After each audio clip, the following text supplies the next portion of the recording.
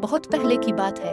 एक छोटे से गांव में एक नौजवान और गरीब लड़का जिसका नाम जैक था अपनी बेवा माँ के साथ रहता था। वो बहुत गरीब थे और मेहनत मजदूरी करते थे। आमदनी का वाहिद जरिया एक गाय थी जो उनके पास थी।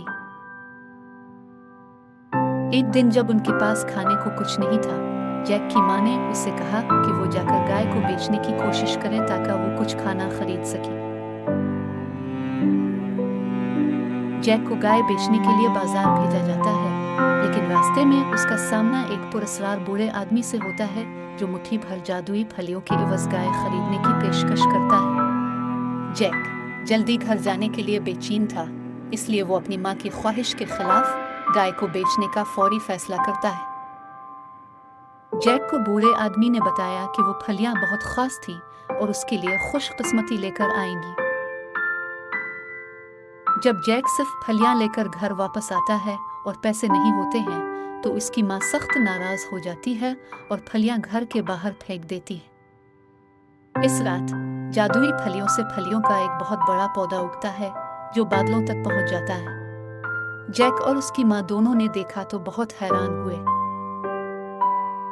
जैक मुतजस्सिस और बहादुर अगली सुबह फलियां के पौधे पर चढ़ने का फैसला करता है।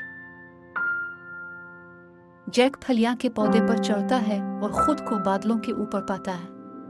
वो एक बहुत बड़ा कला देखता है। जब वो इसमें दाखिल होता है तो उसे पता चलता है कि ये एक बहुत बड़े देव का था। जैक देव के किले के अर्द गिर्द झांकता है और अपने इर्द गिर्द की हर चीज के साइज को देखकर हैरान होता है। वहां एक कमरे में इसे बहुत सा सोना, जेवरात और कीमती चीजें मिलती हैं। जैक कुछ खजाना चोरी करने की कोशिश करता है, लेकिन अचानक देव इसे दरियाफ्त करता है। जैक कुछ सोना लेकर फरार होने के लिए दौड़ता है। देव गुस्से से फलियों के पौधे पर उसका पीछा करता है। जैक बहिफाजत जमीन पर पहुंच गया। वो चालाकी और तेजी से अपनी कुल्हाड़ी से फलियों के पौधे को काटना शुरू कर देता है, और इस वजह से देव फलियां के पौधे के साथ गिरकर हलाक हो जाता है। जैक खजाने के साथ घर वापस आया। इसकी माँ ने बहुत से जानवरों के साथ एक बड़ा घर और फार्म खरीदा, और वो सब खुशी से आराम से रहने लगे।